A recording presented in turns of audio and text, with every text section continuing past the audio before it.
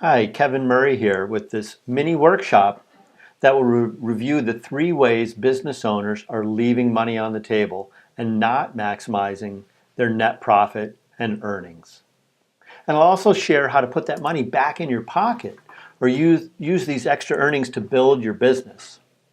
Now, before you get started with this, the best way to get value from this is to do the mini workshop, and that means printing out the worksheets that come with this video. So please pause and print if you need to right now. Another way that we could call this training is why business owners work too hard. So the current situation for a lot of expert business owners, and that means you're really good at something and know a lot more about it than your clients. In my opinion, you're working too many hours for not enough dollars. By creating a business where you can step away, you create opportunities for your team, plus new opportunities for new people. You're creating a lot more valuable business. A lot of people are challenged to just step away from work. So many businesses do a lot of their day-to-day work over and over again without systemizing their processes. But as important or more important, they don't take advantage of the goodwill that they generate from each happy customer to help attract the next batch of really great clients. By the way, whether you're growing your business so somebody can run it for you and you earn some passive earnings, or you want to keep working at it, or you sell it, it's these same kind of structures that you want to put in place. So here's the key things we want to talk about and why you're leaving a lot of money on the table. So you want more ideal clients. You're not getting your offer in front of enough of the right clients. We want more ideal clients, not just more clients. Also, not closing a high enough percentage of proposals. Unsold proposals is unsold work. Sometimes just building your confidence in your proposal presentation helps you close more. You can also just raise your rates. I'll give you an example of that. And you know that up to 15% of buyers of almost any kind of product or service would prefer to buy a select level or a premier or a VIP package. There's a lot of ways to bring more value to each client by upselling, cross-selling, and offering higher levels of service.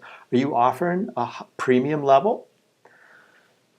Now, I usually give clients a base option and a premium option, and that's better for them, and it made more profit for me. So I don't want to just give them one option.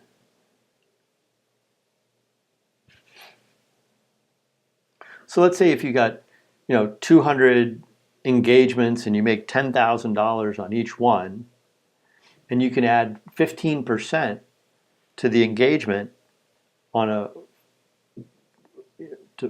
that means 30 of those. No, you have 15% of that 200. That makes 30 people, and if you can increase it to $2,500, there's a $75,000 bump.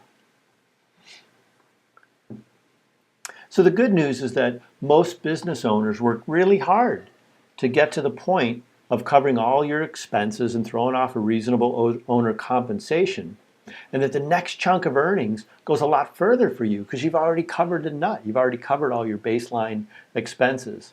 Another piece of good news is that your competition isn't using these strategies either. So you can really create a difference for yourself here. Now, the old expert model of client engagement, and most of my clients are expert in what they do. They have training in law, dentistry, construction, finance, real estate, education, and experience in their field.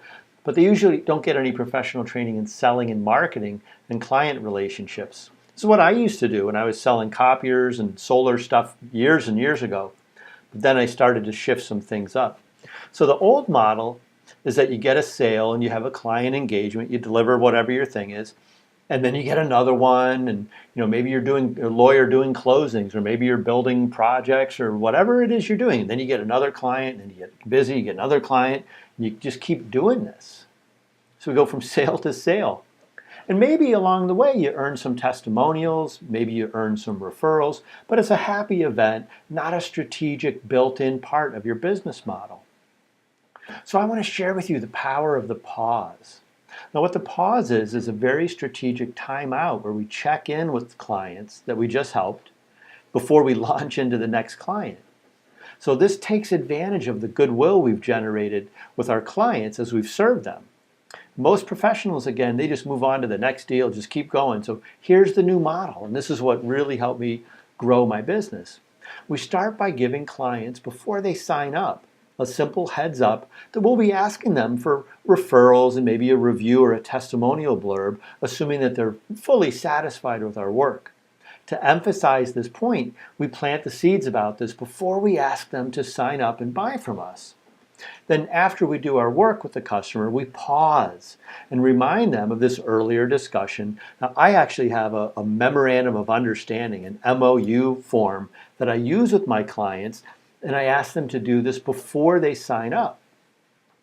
And the MOU reviews what we'll do for them and how and when, and in there we talk about referrals and testimonials and feedback that we'd like them to provide. So the referrals feedback to new clients, the testimonials help tell our story to new potential clients, and the feedback helps us be better at whatever we're doing.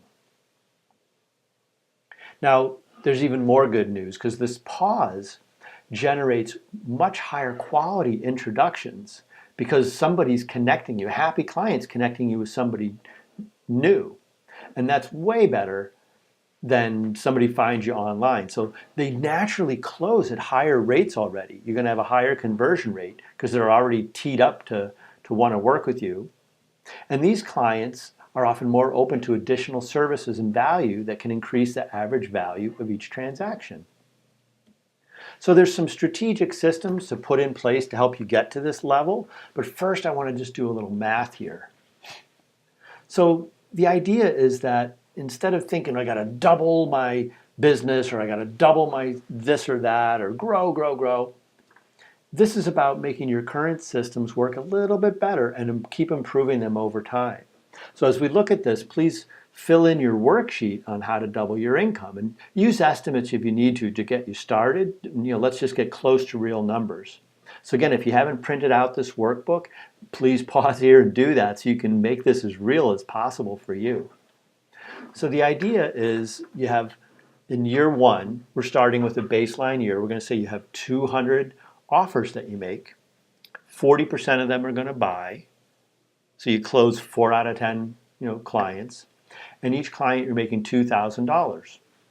You multiply all these together, you get your total profit is $160,000. Now, if we can improve by just 13% in the first year, well, now you're making 226 offers instead of 200. So that's not a big stretch. We can probably imagine that that's doable. And if we can improve your closing percentage from 4 out of 10 to 4.5 out of 10, well, that means we're closing more customers. And if we can increase our average sale a little bit by offering a little more product or a little more service or warranty or some other value, or we can even be selling somebody else's product or service and making some margin on that. So a little bit more profit of just 13%. A lot of people could just raise their rates by 13% and you wouldn't lose any clients. We do the math for year one and your profit has grown to $230,000. You do the same thing again in year two, 13% more offers, 13% better closing percentage, 13% average profit per sale growth.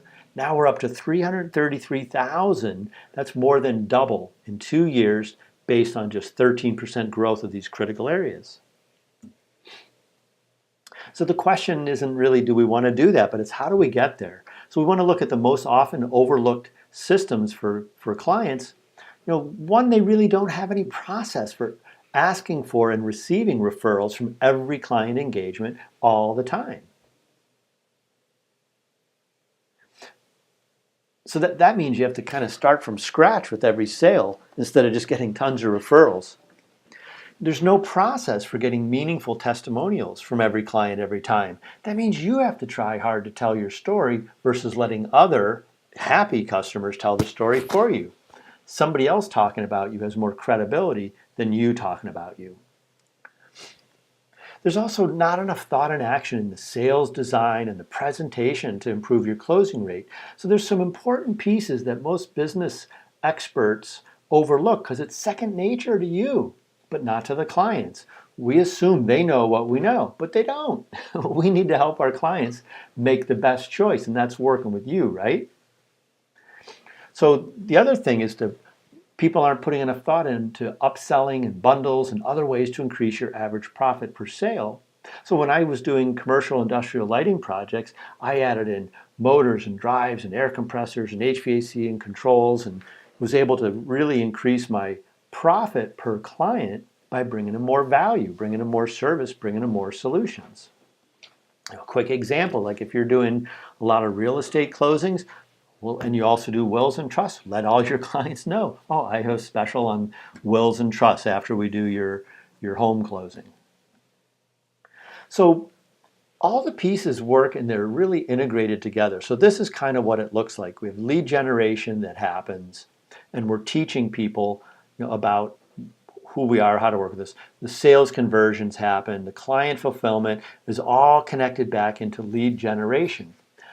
Happy clients provide testimonials that help in our marketing and sales. They also provide referrals that are way better than leads that come from ads or online. We enroll clients in our model, which includes an understanding that they'll provide a testimonial and help introduce us to other good clients. We need to develop some simple and inexpensive but powerful tools so this gets done all the time. So do you ask for referrals from every client? How and when? What do you do to make it easy for them to provide referral introductions for you?